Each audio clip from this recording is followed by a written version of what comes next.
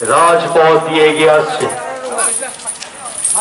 আপনাদের আমরা বিনাবেনু রবে ভারত আবার জগৎ সবার শ্রেষ্ঠ আসন লবে।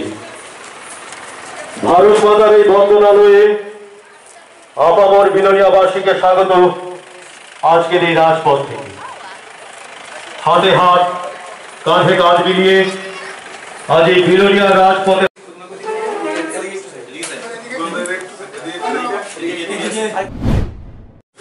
সবাইকে নমস্কার। আমি ভারতীয় জনতা পার্টির ৩৫ রাজনগর মণ্ডলের বিজেপির মনোনীত প্রার্থী হতে চলেছি।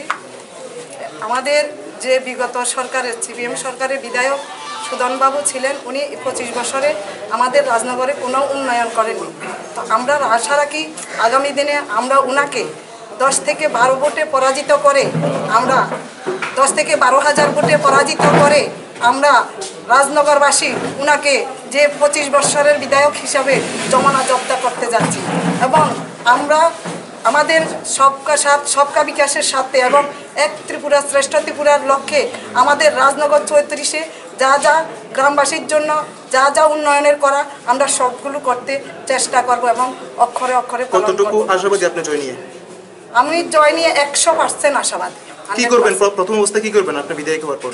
আমি বিধায়ক হওয়ার পর প্রথমে আমাদের শিক্ষা, স্বাস্থ্য এবং বিভিন্ন আমাদের 34 রাজনগর যোগাযোগ ব্যবস্থা এবং আমাদের এখানকার বাসী এখনও গরিব রয়ে গেছে। আমাদের এলাকাতে শিক্ষার এমন কোনো কিছুই করতে পারিনি। আমি আমাদের এলাকাতে একটা মহাবিদ্যালয় স্থাপন করার এবং বাংলাদেশের সাথে যে বাংলা হাট, এটা সীমান্ত হাট, এটা করার উদ্যোগ রাখবো এবং আমি আমাদের এলাকাবাসীর উন্নয়নে যা যা দরকার আমি পবিত্র বিধানসভায় সেগুলো তুলে ধরব।